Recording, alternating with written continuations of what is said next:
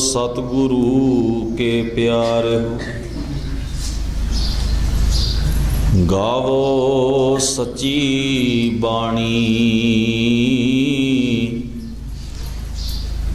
बाणी तां गावो गुरु केरी। बाणियां सिर बाणी,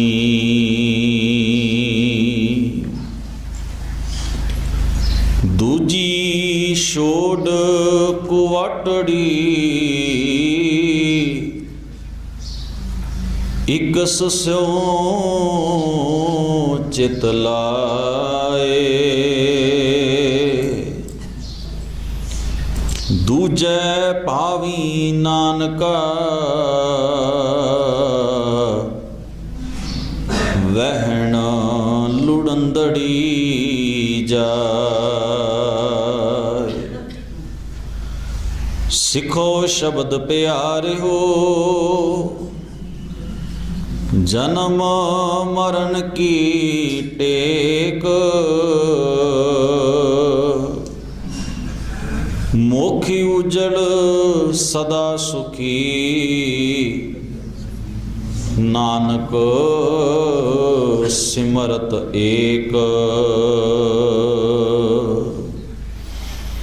परम सत्कारयोग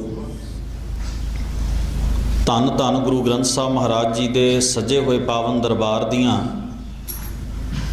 हाज़रियां भर रहे गुरु प्यारे गुरु सवारे सत संगी जनों अकाल पुरख वाहिगुरु जी ने अपार बख्शिश कृपा की है। गुरु दरबार विच सज के बड़े प्यार सत्कार नाल आप जी ने जिथे सतगुरु जी की अमृतमयी पावन बाणी का कीर्तन गुरु सवारियां पासों श्रवण किया है, उत्थे सत्कारयोग भाई साहब भाई सुखविंदर सिंह जी पासों आप जी ने गुरबाणी के नाल संबंधित गुरमत की रोशनी विच गुरबाणी साडे जीवन नूं की सेध बख्शिश करती है और साडा नज़रिया गुरबाणी के प्रति किहो जिहा चाहीदा है, इस बारे बड़े सुंदर विचार उन्होंने साडे नाल साझे कीते हैं। आप जी ने बड़ी एकाग्रता प्यार सहित श्रवण कीते हैं। आओ सतगुरु जी की पावन बाणी की विचार नाल अपनियां बिरतियां नूं जोड़न का यतन करिए। सब तो पहला कलगीधर स्वामी गुरु गोबिंद सिंह साहब महाराज जी की बख्शिश की हुई फतेह बुलंद आवाज़ विच सांझी करो। आखो जी वाहिगुरु जी का खालसा वाहिगुरु जी की फतेह। आओ थोड़ा जिहा सतगुरु जी के पावन उपदेश नूं आपां रल मिल के पढ़न का यतन करिए ताकि साडियां बिरतियां सतगुरु जी की पावन बाणी की विचार के नाल एक सुर हो सकन जी। इकस सौ चित लाए, इकस सौ चित लाए, इकस सौ चित लाए, इकस सौ चित लाए।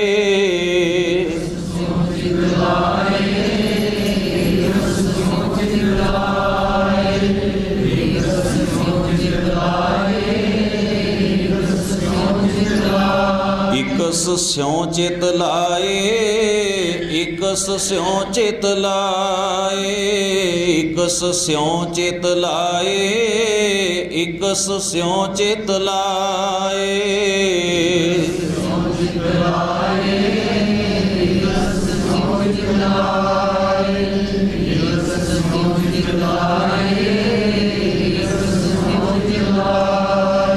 दूजी छोड़ कुवाटड़ी, दूजी छोड़ कुवाटड़ी।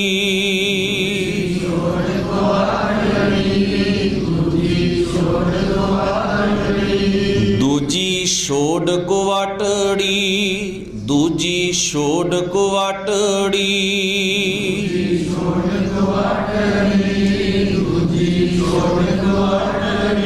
इकस स्यों चित लाए, इकस स्यों चित लाए, इकस स्यों चित लाए, इकस स्यों चित लाए।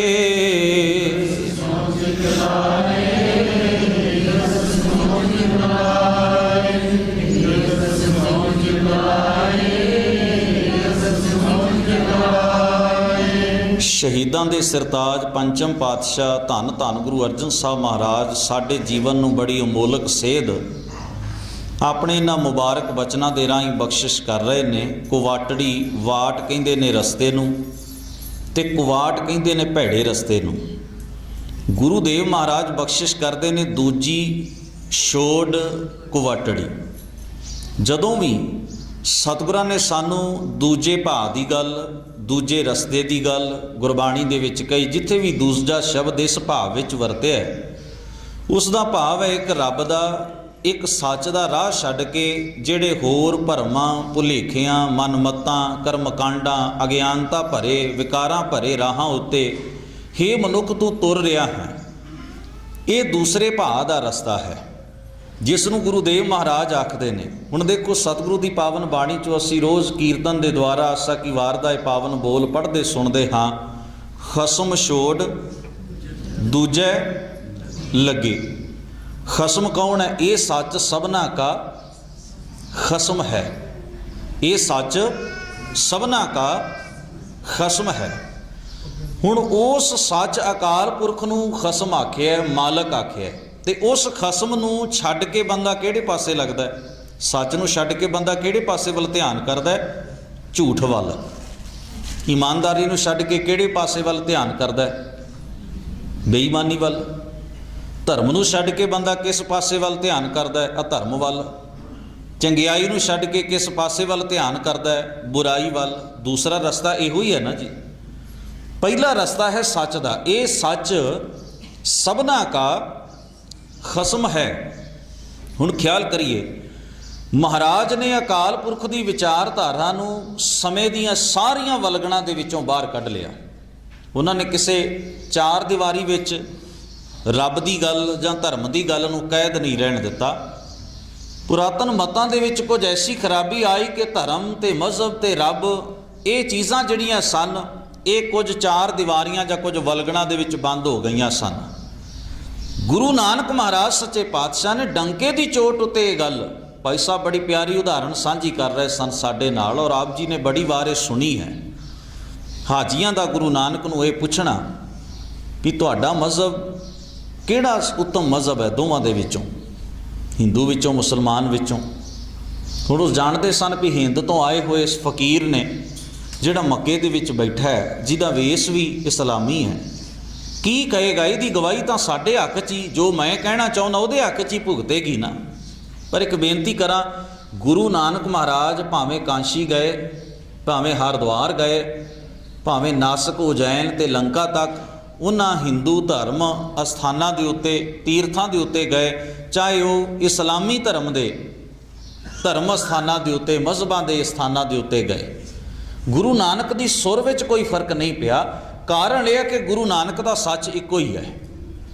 ਉਹ ਸੱਚ ਜਿੰਨਾ ਕਾਂਸ਼ੀ ਦੇ ਵਿੱਚ, ਉਸੇ ਤਰ੍ਹਾਂ ਹੀ ਉਹ ਸੱਚ ਜਿਹੜਾ ਮੱਕੇ ਦੇ ਵਿੱਚ। ਉਹ ਸੱਚ ਦੇ ਗੁਰੂ ਨਾਨਕ ਮਹਾਰਾਜ ਸੱਚੇ ਪਾਤਸ਼ਾਹ ਨੇ ਕੋਈ ਦੋ ਹਿੱਸੇ ਨਹੀਂ ਕਰ ਲਏ ਵੀ ਇਹ ਹਿੱਸਾ ਹਿੰਦੂਆਂ ਵਾਸਤੇ, ਹਿੱਸਾ ਮੁਸਲਮਾਨਾਂ ਵਾਸਤੇ ਹੈ। ਇਹ ਸੱਚ ਦੇ ਅਰਥ ਨਹੀਂ ਬਦਲੇ, ਸੱਚ ਉਹੋ ਹੀ ਰਿਹਾ। ਹਾਂ, ਅੰਦਾਜ਼ ਬਦਲ ਗਿਆ, ਗੁਰੂ ਸਾਹਿਬ ਜੀ ਦਾ ਗੱਲ ਕਹਿਣ ਦਾ ਤਰੀਕਾ ਬਦਲ ਗਿਆ, ਔਰ ਉਹ ਇਸ ਕਰਕੇ ਜਿਹੜੀ ਭਾਸ਼ਾ 'ਚ ਉਹਨਾਂ ਲੋਕਾਂ ਨੂੰ ਸਮਝ ਆਉਂਦੀ ਹੈ, ਉਸ ਭਾਸ਼ਾ 'ਚ ਗੁਰੂ ਨਾਨਕ ਮਹਾਰਾਜ ਉਹਨਾਂ ਨੂੰ ਸਮਝਾ ਰਹੇ ਨੇ। ਪਰ ਸੱਚ ਤਾਂ ਇੱਕੋ ਹੀ ਹੈ ਨਾ। ਸੱਚ ਦੋ ਜਾਂ ਤਿੰਨ ਨਹੀਂ ਹਨ। ਜਿਹੜੀ ਵਲਗਣ ਦੇ ਵਿੱਚ ਧਰਮ ਨੂੰ ਕੈਦ ਕਰ ਲਿਆ ਗਿਆ, ਜਿਵੇਂ ਅੱਜ ਅਸੀਂ ਕਰ ਰਹੇ ਹਾਂ ਕਿ ਧਰਮ ਜਿਹੜਾ ਉਹ ਕੇਵਲ ਗੁਰਦੁਆਰੇ ਦੀ ਚਾਰ ਦੀਵਾਰੀ ਜਾਂ ਹਦੂਦ ਤੱਕ ਸੀਮਤ ਹੁੰਦਾ ਹੈ। ਰੱਬ ਦੀ ਗੱਲ, ਅਸੀਂ ਗੁਰਦੁਆਰਾ ਸਾਹਿਬ ਨੂੰ ਰੱਬ ਦਾ ਘਰ ਕਹਿਣ ਲੱਗ ਪਏ। ਇਹ ਸਾਡੀ ਸੱਭਿਅਤਾ ਵਿੱਚ ਨਹੀਂ ਹੈ ਗੱਲ, ਜਿਮਾ ਕਰਨਾ। ਚਾਰ ਦੀਵਾਰੀ ਨੂੰ ਨਾ ਅਸੀਂ ਕਹਿ ਦਿੱਤਾ ਇਹ ਰੱਬ ਦਾ ਘਰ ਹੈ, ਰੱਬ ਦੇ ਘਰ ਤਾਂ ਕੁਝ ਆ ਕੇ ਨੇਕ ਕੰਮ ਕਰ ਲੈਣਾ ਚਾਹੀਦਾ ਹੈ। ਇਹ ਸ਼ਬਦ ਜਿਹੜੇ ਲੋਕਾਂ ਦੇ ਦਿਮਾਗ ਵਿੱਚ ਆ ਜਾਏਗਾ ਨਾ, ਉਹ ਸਰਵ ਵਿਆਪਕ ਰੱਬ ਦੀ ਗੱਲ ਨੂੰ ਭੁੱਲ ਜਾਣਗੇ। ਸੁਭਾਵਿਕ ਗੱਲ ਹੈ। ਜਿਨ੍ਹਾਂ ਦੇ ਅੰਦਰ ਇਹ ਖਿਆਲ ਆ ਗਿਆ ਵੀ ਆਹ ਜਿਹੜੀ ਚਾਰ ਦੀਵਾਰੀ ਇਹ ਰੱਬ ਦਾ ਘਰ ਹੈ, ਉਹ ਕਦੋਂ ਮੰਨਣਗੇ ਵੀ ਬਾਕੀ ਸਾਰੇ ਘਰ ਵੀ ਰੱਬ ਦੇ ਨੇ? ਉਹ ਕਿਵੇਂ ਪ੍ਰਵਾਨ ਕਰ ਲੈਣਗੇ ਵੀ ਬਾਕੀ ਸਾਰੀਆਂ ਥਾਵਾਂ ਵੀ ਰੱਬ ਦੀਆਂ ਨੇ? ਜਦੋਂ ਕਿ ਬਾਣੀ ਨੇ ਆਖਿਆ ਜਲ ਥਲ ਮਹੀਲ ਪੂਰਿਆ, ਸੁਆਮੀ ਸਿਰਜਣਹਾਰ, ਅਨੇਕ ਭਾਂਤ ਹੋਏ ਪਸਰਿਆ। ਸਤਿਗੁਰੂ ਜੀ ਆਖਦੇ ਨੇ ਅਨੇਕਾਂ ਭਾਂਤ ਹੋ ਕੇ ਪਸਰਿਆ ਹੋਇਆ, ਸਾਰੇ ਪਾਸੇ ਵਿਆਪਕ ਹੈ।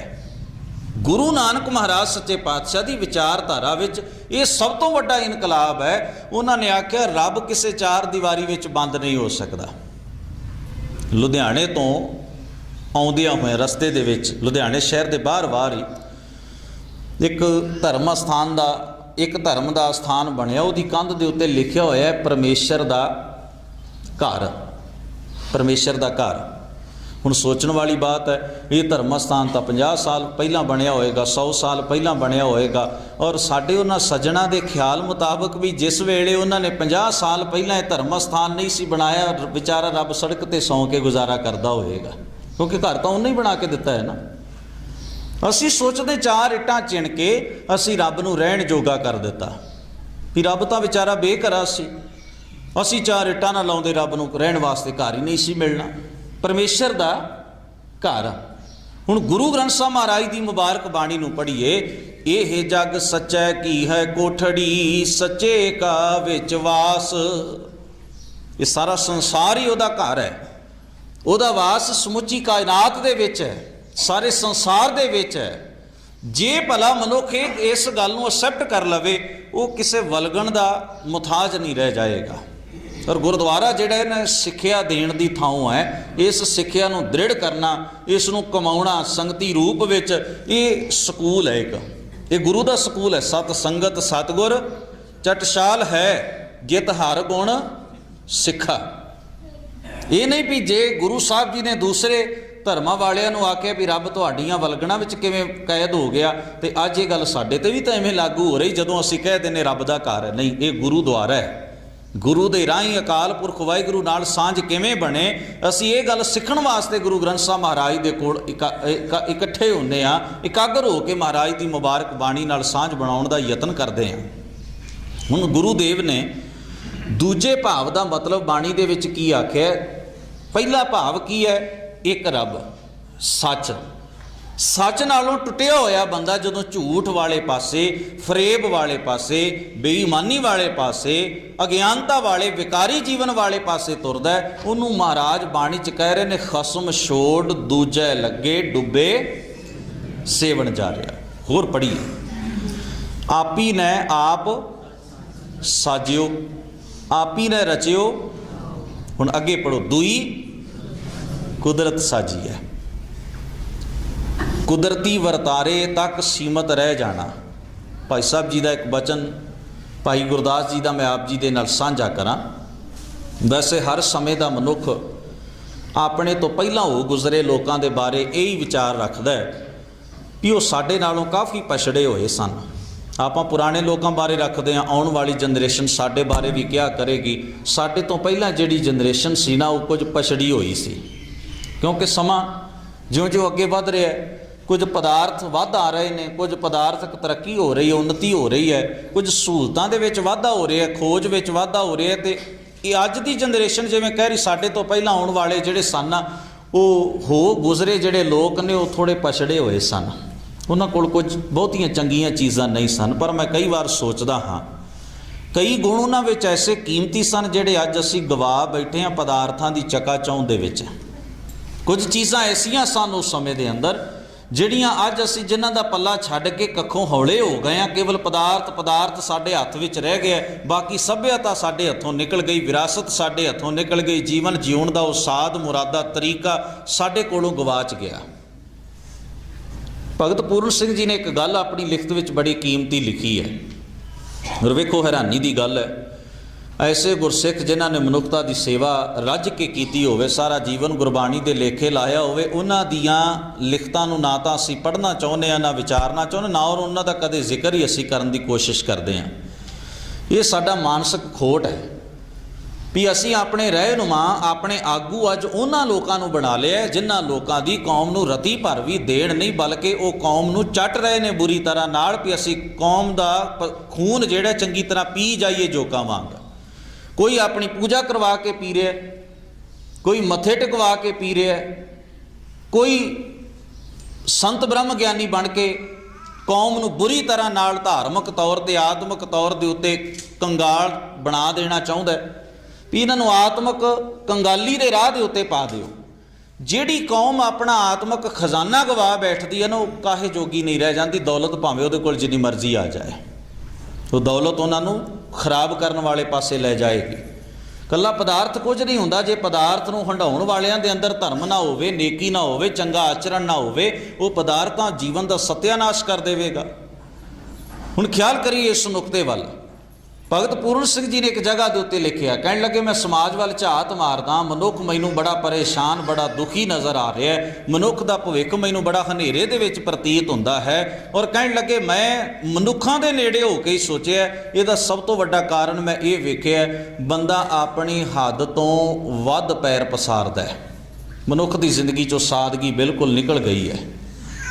ਉਸ ਦੇ ਖਾਣ ਪੀਣ, ਬੋਲ ਚਾਲ, ਰਹਿਣ ਸਹਿਣ, ਉਸ ਦੀਆਂ ਹਰਕਤਾਂ ਬਿਲਕੁਲ ਸਾਦਗੀ ਤੋਂ ਪਾਸੇ ਚਲੀਆਂ ਗਈਆਂ ਨੇ। ਉਹ ਭੜਕਾਹਟ ਵਿੱਚ ਹੈ, ਕੇਵਲ ਪਦਾਰਥ ਨੂੰ ਹਰ ਇੱਕ ਚੀਜ਼ ਦਾ ਸਾਧਨ ਮੰਨ ਰਿਹਾ, ਸੁੱਖ ਦਾ ਸਾਧਨ ਮੂਲ ਮੰਨ ਰਿਹਾ। ਇਸ ਕਰਕੇ ਉਹਦੀ ਜ਼ਿੰਦਗੀ ਜਿੰਨੀ ਇਸ ਪਾਸੇ ਤੁਰ ਰਹੀ ਹੈ, ਉਹ ਦੁੱਖਾਂ ਪਰੇਸ਼ਾਨੀਆਂ ਦੇ ਵਿੱਚ ਉਲਝ ਰਿਹਾ ਹੈ।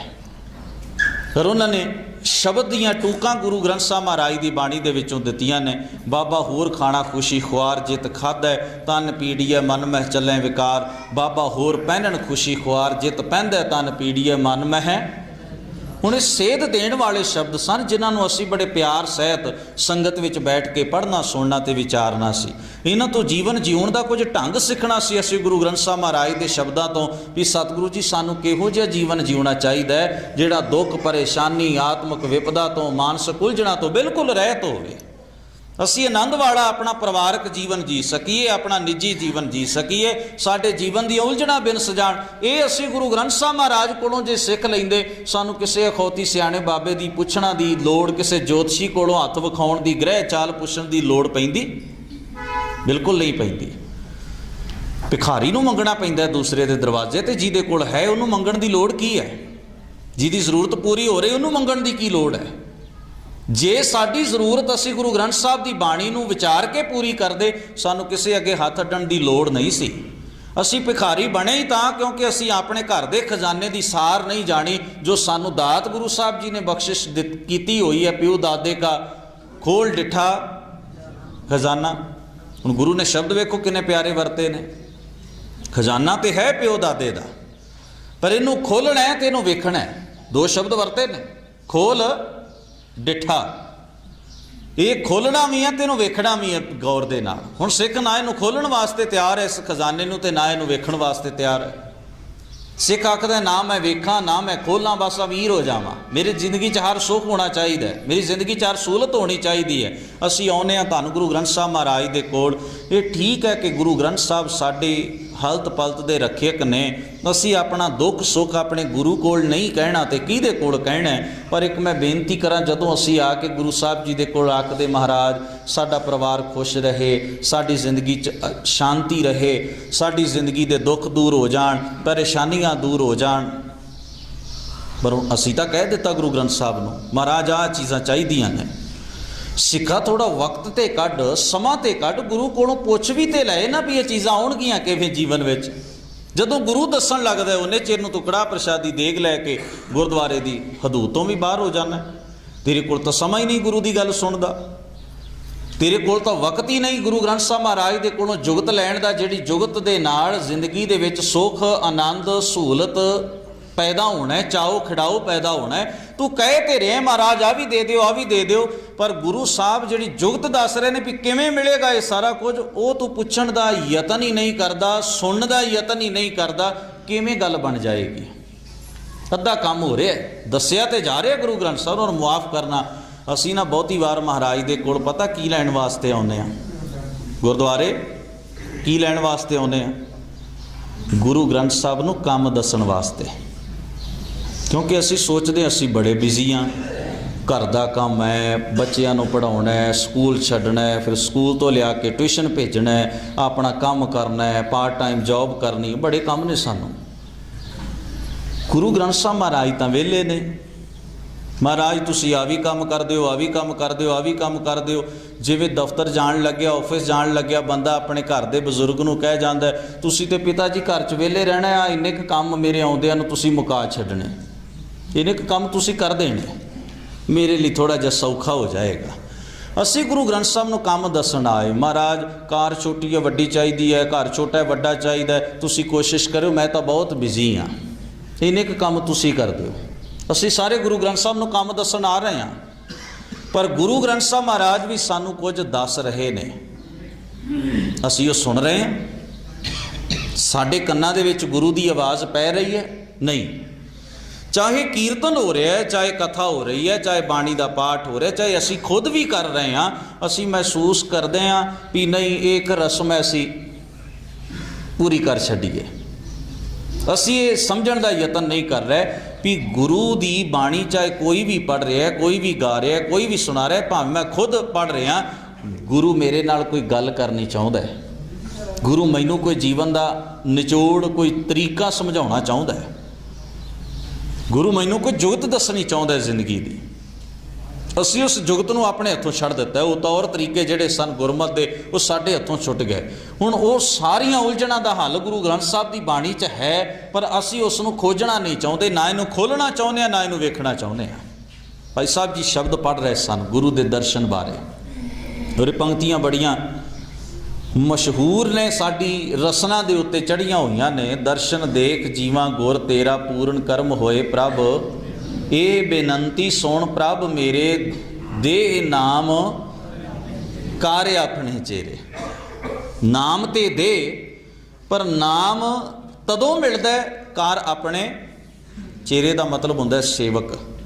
ਮੈਨੂੰ ਸੇਵਕੀ ਕਮਾਉਣੀ ਆ ਜਾਏ, ਇਹਦੇ ਵਿੱਚ ਮੈਨੂੰ ਆਨੰਦ ਆਏਗਾ ਨਾਮ ਦੇ ਜੀਵਨ ਦਾ। ਔਰ ਜਿੱਥੇ ਦਰਸ਼ਨ ਦੀ ਗੱਲ ਹੈ ਨਾ, ਗੁਰੂ ਗ੍ਰੰਥ ਸਾਹਿਬ ਦੀ ਬਾਣੀ 'ਚ ਇੱਕ ਬੇਨਤੀ ਕਰਾਂ, ਦਰਸ਼ਨ ਦਾ ਭਾਵ ਕੇਵਲ ਇਹਨਾਂ ਨੰਗੀਆਂ ਅੱਖਾਂ ਨਾਲ ਗੁਰੂ ਨੂੰ ਵੇਖ ਲੈਣਾ ਨਹੀਂ। ਦਰਸ਼ਨ ਦਾ ਬੜਾ ਗੰਭੀਰ ਅਰਥ ਹੈ ਗੁਰਬਾਣੀ ਦੇ ਵਿੱਚ, ਬੜਾ ਡੂੰਘਾ ਗਹਿਰਾ ਅਰਥ ਹੈ। ਹੁਣ ਮੈਂ ਇੱਕ ਸਵਾਲ ਤੁਹਾਡੇ ਸਾਹਮਣੇ ਰੱਖਦਾ। ਜਿਸ ਜਲਾਦ ਨੇ ਸਾਹਿਬ ਗੁਰੂ ਅਰਜਨ ਸਾਹਿਬ ਮਹਾਰਾਜ ਦੇ ਸੀਸ ਉੱਤੇ ਗਰਮ ਰੇਤਾ ਪਾਇਆ, ਕਿ ਉਹਨੇ ਆਪਣੀਆਂ ਅੱਖਾਂ ਤੇ ਪੱਟੀ ਬੱਧੀ ਹੈ? ਉਹ ਗੁਰੂ ਅਰਜਨ ਸਾਹਿਬ ਨੂੰ ਨਹੀਂ ਵੇਖ ਰਿਹਾ ਵੀ ਇਹ ਗੁਰੂ ਅਰਜਨ ਸਾਹਿਬ ਮਹਾਰਾਜ ਨੇ। ਜਿਸ ਜਲਾਦ ਜਲਾਲੂਦੀਨ ਨੇ 11 ਨਵੰਬਰ 1675 ਨੂੰ ਦਿੱਲੀ ਦੇ ਚਾਂਦਨੀ ਚੌਂਕ ਵਿੱਚ ਗੁਰੂ ਤੇਗ ਬਹਾਦਰ ਸਾਹਿਬ ਮਹਾਰਾਜ ਦੇ ਉੱਤੇ ਤਲਵਾਰ ਚਲਾਈ, ਸੀਸ ਧੜ ਨਾਲੋਂ ਜੁਦਾ ਕਰ ਦਿੱਤਾ, ਉਹ ਕਿਤੇ ਅੱਖੋਂ ਅੰਨਾ ਤੇ ਨਹੀਂ ਸੀ, ਉਹਨੂੰ ਵੀ ਦੇਸੀ ਰਿਹਾ ਸੀ ਵੀ ਕੌਣ ਬੈਠਾ ਹੋਇਆ ਹੈ। ਜੇ ਖਾਲੀ ਨੰਗੀ ਅੱਖ ਨਾਲ ਹੀ ਦਰਸ਼ਨ ਕਰਨ ਦੀ ਗੱਲ ਹੈ, ਮੇਰੇ ਦਸਮ ਪਾਤਸ਼ਾਹ ਹਜ਼ੂਰ ਦੀ ਵੱਖੀ ਵਿੱਚ ਛੁਰਾ ਮਾਰਨ ਵਾਲੇ ਉਹ ਗੁਲ ਖਾਂ ਜਮਸ਼ੈਦ ਖਾਂ, ਦੋ ਪਠਾਨ ਅੱਖਾਂ ਤੇ ਪੱਟੀਆਂ ਬੰਨ੍ਹ ਕੇ ਤੇ ਨਹੀਂ ਸਨ ਆਏ। ਉਹਨਾਂ ਨੂੰ ਪਛਾਣ ਸੀ ਨਾ ਵੀ ਇਹੀ ਗੁਰੂ ਗੋਬਿੰਦ ਸਿੰਘ ਸਾਹਿਬ ਨੇ, ਔਰ ਇਹਨਾਂ ਦੇ ਉੱਤੇ ਹੀ ਅਸੀਂ ਹਮਲਾਵਰ ਹੋਣਾ, ਤਾਂ ਹੀ ਉਹ ਆਏ ਸਨ ਨਾ ਜੀ। ਪਿਰਥੀ ਚੰਦ ਨੂੰ ਤਾਰੀਖ ਅੱਜ ਤੱਕ ਮੀਨੇ ਦਾ ਖਿਤਾਬ ਦੇ ਰਹੀ ਹੈ, ਅੱਜ ਤੱਕ। ਔਰ ਗੁਰੂ ਸਾਹਿਬ ਜੀ ਦਾ ਪੁੱਤਰ ਹੈ, ਗੁਰੂ ਸਾਹਿਬ ਜੀ ਦਾ ਭਰਾ ਹੈ, ਗੁਰੂ ਸਾਹਿਬ ਜੀ ਦਾ ਤਾਇਆ ਹੈ। ਕਮਾਲ ਦੀ ਬਾਤ ਹੈ ਕਿ ਉਹਨੇ ਗੁਰੂ ਨੂੰ ਆਪਣੀ ਅੱਖਾਂ ਨਾਲ ਨਹੀਂ ਵੇਖਿਆ, ਪਰ ਗੁਰਬਾਣੀ ਦਾ ਇਹ ਸੰਦੇਸ਼ਾ ਅਸੀਂ ਜ਼ਰੂਰ ਗ੍ਰਹਿਣ ਕਰੀਏ। ਸਤਿਗੁਰ ਨੂੰ ਸਭ ਕੋ ਵੇਖਦਾ ਜੇਤਾ ਜਗਤ ਸੰਸਾਰ। ਵੇਖਣ ਵਾਲੇ ਬੜੇ ਨੇ। ਲੋਕ ਕਹਿੰਦੇ ਨੇ ਉਹ ਦੇਖੋ ਗੁਰੂ ਨਾਨਕ ਸਾਹਿਬ ਜਾ ਰਹੇ ਨੇ, ਉਹ ਦੇਖੋ ਗੁਰੂ ਅਰਜਨ ਸਾਹਿਬ ਜਾ ਰਹੇ ਨੇ, ਉਹ ਦੇਖੋ ਗੁਰੂ ਤੇਗ ਬਹਾਦਰ ਸਾਹਿਬ ਜਾ ਰਹੇ ਨੇ, ਗੁਰੂ ਗੋਬਿੰਦ ਸਿੰਘ ਸਾਹਿਬ ਜਾ ਰਹੇ ਨੇ। ਸਤਿਗੁਰ ਨੂੰ ਸਭ ਕੋ ਵੇਖਦਾ ਜੇਤਾ ਜਗਤ ਸੰਸਾਰ। ਪਰ ਹਜ਼ੂਰ ਨੇ ਅੱਗੇ ਸਾਡੇ ਮਨ ਦੀ ਉਲਝਣ ਦੂਰ ਕਰ ਦਿੱਤੀ, ਆਖਿਆ ਡਿਠੈ ਮੁਕਤ ਨਾ ਹੋਵੇ। ਠੀਕ ਆ, ਤੂੰ ਅੱਖਾਂ ਨਾਲ ਵੇਖੇਂਗਾ, ਜੇ ਤੇਰੇ ਮਨ ਅੰਦਰ ਉਹਦੇ ਪ੍ਰਤੀ ਪਿਆਰ ਹੋਇਆ ਤੇ ਤੈਨੂੰ ਚਾਹ ਚੜ ਜਾਏਗਾ, ਪਿਆਰ ਨਾ ਹੋਇਆ ਤੇ ਤੇਰੇ ਚਿਹਰੇ ਦੇ ਹਾਵ ਭਾਵ ਬਦਲ ਜਾਣਗੇ, ਤੂੰ ਸੜ ਬਲ ਕੇ ਕੋਲੇ ਹੋ ਜਾ, ਕਿੱਥੋਂ ਆ ਗਿਆ। ਇਹੀ ਹੁੰਦਾ ਹੈ ਨਾ ਜੀ, ਜਿਹਦੇ ਨਾਲ ਸਾਡਾ ਕੁਝ ਸੁਭਾਅ, ਕੁਝ ਗੱਲਾਂ ਰਲਦੀਆਂ ਹੋਣ, ਜਦੋਂ ਉਹ ਸਾਨੂੰ ਮਿਲਦਾ ਅਸੀਂ ਖੁਸ਼ ਹੋ ਜਾਂਦੇ ਹਾਂ, ਵਾਹ ਵਾਹ ਆ ਤਾਂ ਅਚਾਨਕ ਮੇਲ ਹੋ ਗਿਆ, ਬੜੀ ਖੁਸ਼ੀ ਹੋਈ। ਤੇ ਕਈਆਂ ਨੂੰ ਵੇਖ ਕੇ ਤਾਪ ਚੜ ਜਾਂਦਾ ਵੀ ਇਹ ਕਾਹਨੂੰ ਮਿਲ ਗਿਆ, ਇਹ ਕਿਉਂ ਆ ਗਿਆ ਸਾਡੇ ਘਰ। ਤੇ ਕਈ ਵਾਰ ਤਾਂ ਅਸੀਂ ਗੁਰਦੁਆਰੇ ਵੀ ਆਪਣੇ ਵਿਰੋਧੀ ਨੂੰ ਵੇਖ ਕੇ ਨਾ ਬਹੁਤ ਗੰਭੀਰ ਹੋ ਜਾਂਦੇ ਹਾਂ ਵੀ ਇਹ ਕਿਉਂ ਗੁਰਦੁਆਰੇ ਆਇਆ, ਮੈਂ ਇਕੱਲੇ ਆਉਣਾ ਸੀ, ਇਹ ਕਿਉਂ ਆ ਕੇ ਮੇਰੇ ਲਾਗੇ ਬੈਠ ਗਿਆ। ਖਿਆਲ ਕਰੇ, ਕਿਉਂਕਿ ਅੰਦਰ ਦੀ ਭਾਵਨਾ ਨਹੀਂ ਰਲਦੀ ਅਗਲੇ ਨਾਲ। ਇਸ ਕਰਕੇ ਅੱਖਾਂ ਨਾਲ ਵੇਖ ਕੇ ਵੀ ਮਨ ਦੇ ਅੰਦਰ ਜਿਹੜੀ ਹੈ ਉਹ ਈਰਖਾ ਦੇ ਭਾਂਬੜ ਬਾਲ ਉੱਠੇ, ਮਨ ਜਿਹੜਾ ਤੰਗ ਦਿਲ ਹੈ, ਕ੍ਰੋਧੀ ਹੋ ਗਿਆ ਬੰਦਾ, ਗੁੱਸੇਖੋਰ ਹੋ ਗਿਆ ਬੰਦਾ। ਹੁਣ ਖਿਆਲ ਕਰੀਏ ਇਸ ਨੁਕਤੇ ਵੱਲ। ਜਿਨ੍ਹਾਂ ਨੂੰ ਗੁਰੂ ਨਾਨਕ ਪਿਆਰਾ ਲੱਗਦਾ, ਉਹਨਾਂ ਨੇ ਗੁਰੂ ਸਾਹਿਬ ਨੂੰ ਵੇਖਿਆ, ਉਹਨਾਂ ਨੂੰ ਚਾਅ ਚੜ੍ਹ ਗਿਆ। ਜਿਨ੍ਹਾਂ ਨੂੰ ਗੁਰੂ ਨਾਨਕ ਸਾਹਿਬ ਜੀ ਦੀ ਸਿੱਖਿਆ ਨਾਲ ਕੋਈ ਮਤਲਬ ਨਹੀਂ, ਜਿਨ੍ਹਾਂ ਨੂੰ ਪਤਾ ਹੀ ਨਹੀਂ ਗੁਰੂ ਨਾਨਕ ਸਾਹਿਬ ਕੀ ਨੇ, ਉਹਨਾਂ ਵੇਖਿਆ, ਕਿਸੇ ਨੇ ਦੱਸਿਆ ਦੇਖੋ ਗੁਰੂ ਨਾਨਕ ਜਾ ਰਹੇ, ਉਹਨਾਂ ਕਿਹਾ ਫਿਰ ਅਸੀਂ ਕੀ ਕਰੀਏ, ਜਾ ਰਹੇ ਨੇ ਤੇ ਜਾ ਰਹੇ ਨੇ, ਵੀ ਸਾਡਾ ਉਹਦੇ ਨਾਲ ਕੀ ਮਤਲਬ ਹੈ। ਹੁਣ ਮੈਂ ਬੇਨਤੀ ਇਹ ਕਰ ਰਿਹਾ, ਗੁਰੂ ਸਾਹਿਬ ਜੀ ਨੇ ਇਸ ਉਲਝਣ ਨੂੰ ਦੂਰ ਕਰਦਿਆਂ ਆਖਿਆ, ਡਿਠੈ ਮੁਕਤ ਨਾ ਹੋਵਈ। ਭਰਮ ਦੇ ਵਿੱਚੋਂ ਨਿਕਲਿਆ ਨਹੀਂ ਜਾ ਸਕਦਾ ਕੇਵਲ ਬਾਹਰ ਦੀ ਅੱਖ ਨਾਲ ਵੇਖ ਕੇ, ਬਾਹਰੀ ਅੱਖ ਨਾਲ ਵੇਖ ਕੇ। ਡਾਕਟਰ ਨੂੰ ਵੇਖ ਕੇ ਹੀ ਸਾਰਾ ਕੁਝ ਨਹੀਂ ਹੋ ਜਾਂਦਾ। ਡਾਕਟਰ ਨੂੰ ਮਿਲਣਾ ਤੇ ਪਹਿਲੀ ਗੱਲ ਹੈ, ਸੁਭਾਗੀ ਗੱਲ ਹੈ ਵੀ ਚਲੋ ਬਿਮਾਰ ਬੰਦੇ ਨੂੰ ਡਾਕਟਰ ਮਿਲ ਗਿਆ। ਅਗਲੀ ਗੱਲ ਤਾਂ ਅਜੇ ਹੋਣੀ ਹੈ। ਇਹ ਤਾਂ ਖੁਸ਼ ਨਸੀਬੀ ਦੀ ਗੱਲ ਹੈ ਵੀ ਬੰਦਾ ਬਿਮਾਰ ਹੈ ਤੇ ਡਾਕਟਰ ਸਾਹਿਬ ਮਿਲ ਗਏ ਨੇ, ਵੀ ਚਲੋ ਇਲਾਜ ਸ਼ੁਰੂ ਹੋ ਜਾਏਗਾ। ਇਲਾਜ ਤਾਂ ਅਜੇ ਸ਼ੁਰੂ ਹੋਣਾ, ਡਾਕਟਰ ਦਾ ਮਿਲਣ ਨਾਲ ਹੀ ਸਾਰਾ ਮਸਲਾ ਹੱਲ ਨਹੀਂ ਹੋ ਜਾਣਾ। ਇਹ ਵੱਡੇ ਭਾਗਾਂ ਦੀ ਗੱਲ ਹੈ ਵੀ ਇਹ ਸਾਨੂੰ ਗੁਰੂ ਗ੍ਰੰਥ ਸਾਹਿਬ ਮਹਾਰਾਜ ਮਿਲ ਗਏ ਨੇ। ਪਰ ਗੁਰੂ ਕੇ ਪਿਆਰ ਵਾਲਿਓ, ਗੁਰੂ ਗ੍ਰੰਥ ਸਾਹਿਬ ਮਹਾਰਾਜ ਦੇ ਕੋਲ ਆ ਕੇ ਇਕੱਲਾ ਪਰਿਕਰਮਾ ਕਰਕੇ ਤੁਰ ਜਾਣ ਨਾਲ ਕੁਝ ਨਹੀਂ ਹੋਣਾ। ਅਜੇ ਇਲਾਜ ਤੇ ਤੇਰਾ ਸ਼ੁਰੂ ਹੋਣਾ ਹੈ, ਅਜੇ ਅਗਲੀ ਗੱਲ ਤੇ ਸ਼ੁਰੂ ਹੋਣੀ ਹੈ। ਇਹ ਤਾਂ ਸਬਬ ਕਹਿ ਲਓ, ਖੁਸ਼ ਨਸੀਬੀ ਕਹਿ ਲਓ ਵੀ ਸਾਨੂੰ ਗੁਰੂ ਗ੍ਰੰਥ ਸਾਹਿਬ ਮਿਲ ਗਏ। ਸਾਨੂੰ ਮਹਾਰਾਜ ਕਿਸੇ ਮੂਰਤੀ ਦੇ ਲੜ ਨਹੀਂ ਲਾ ਗਏ, ਸਾਨੂੰ ਪੱਥਰਾਂ ਦੇ ਨਾਲ ਮੱਥੇ ਰਗੜਨ ਦੀ ਲੋੜ ਨਹੀਂ ਰਹੀ, ਸਾਨੂੰ ਤਸਵੀਰਾਂ ਤੇ ਜੁੱਤੀਆਂ ਦੀ ਪੂਜਾ ਕਰਨ ਦੇ ਝੰਜਟ ਮੁੱਕ ਗਏ, ਸਾਨੂੰ ਸੂਰਜ ਨੂੰ ਪਾਣੀ ਦੇਣ ਵਾਲੀਆਂ ਇਹਨਾਂ ਕਰਮਕਾਂਡੀ ਬੰਧਨਾਂ ਤੋਂ ਮਹਾਰਾਜ ਨੇ ਮੁਕਤ ਕਰ ਦਿੱਤਾ। ਇਹ ਸਾਡੇ ਲਈ ਖੁਸ਼ ਨਸੀਬੀ ਦੀ ਗੱਲ ਹੈ ਕਿ ਸਾਡੇ ਕੋਲ ਗੁਰਬਾਣੀ ਦਾ ਮਹਾਨ ਖਜ਼ਾਨਾ ਹੈ। ਪਰ ਸਿੱਖਾ ਜੀ ਅਗਲਾ ਕੰਮ ਤੇ ਸ਼ੁਰੂ ਹੋਣਾ ਹੈ, ਉਹ ਸ਼ੁਰੂ ਨਹੀਂ ਹੋ ਸਕਿਆ। ਅਗਲਾ ਜਿਹੜਾ ਕਰਮ ਸ਼ੁਰੂ ਹੋਣਾ ਸੀ ਨਾ, ਉਹ ਨਹੀਂ ਸ਼ੁਰੂ ਹੋਇਆ। ਇਸ ਕਰਕੇ ਡਿਠੈ ਕੇਵਲ ਬਾਹਰੀ ਵੇਖਣ ਨਾਲ, ਬਾਹਰੀ ਤੌਰ ਤੇ ਅੱਖਾਂ ਨਾਲ ਵੇਖ ਲੈਣ ਨਾਲ ਭਰਮ ਤੋਂ ਮੁਕਤੀ ਨਹੀਂ, ਮਾਨਸਿਕ ਰੋਗਾਂ ਤੋਂ ਮੁਕਤੀ ਨਹੀਂ, ਵਿਕਾਰਾਂ ਦੇ ਝੰਜਟ ਤੋਂ ਮੁਕਤੀ ਨਹੀਂ। ਡਿਠੈ ਮੁਕਤ ਨਾ ਹੋਵਈ ਜਿਚਰ ਸ਼ਬਦ ਨਾ ਕਰੇ ਵਿਚਾਰ। ਜਿੰਨਾ ਚਿਰ ਗੁਰੂ ਦੇ ਉਪਦੇਸ਼ ਦਾ ਤੂੰ ਵਿਚਾਰਵਾਨ ਨਹੀਂ ਬਣ ਜਾਂਦਾ। ਇਹ ਕੰਮ ਸ਼ੁਰੂ ਕਰ। ਹੁਣ ਭਾਈ ਸਾਹਿਬ ਦਾ ਮੈਂ ਜ਼ਿਕਰ ਕਰ ਰਿਹਾ, ਉਹ ਕਹਿੰਦੇ ਨੇ ਹਰ ਸਮੇਂ ਦੇ ਲੋਕ ਆਪਣੇ ਤੋਂ ਪਹਿਲਾਂ ਹੋ ਚੁੱਕੇ ਲੋਕਾਂ ਨੂੰ ਕਹਿੰਦੇ ਨੇ ਬੜੇ ਪਛੜੇ ਹੋਏ ਸਨ। ਕਲਯੁਗ ਬੋਧ ਅਵਤਾਰ ਹੈ, ਬੋਧ ਅਬੋਧ ਨਾ ਦ੍ਰਿਸ਼ਟੀ ਆਵੇ। ਭਾਈ ਸਾਹਿਬ ਕਹਿੰਦੇ ਅੱਜ ਦੇ ਲੋਕ ਕਹਿੰਦੇ ਨੇ ਪੁਰਾਣੇ ਲੋਕ ਬੜੇ ਪਛੜੇ ਸਨ। ਪਰ ਭਾਈ ਸਾਹਿਬ ਨੇ ਗੱਲ ਬੜੀ ਪਿਆਰੀ ਕਹੀ, ਕਹਿਣ ਲੱਗੇ ਮੈਂ ਕਹਿੰਦਾ ਮੈਨੂੰ ਤੁਹਾਡੇ ਜੀਵਨ 'ਚੋਂ ਕੋਈ ਗਿਆਨ ਅਗਿਆਨਤਾ ਦੀ ਪਰਖ ਸਮਝ ਨਹੀਂ ਆ ਰਹੀ।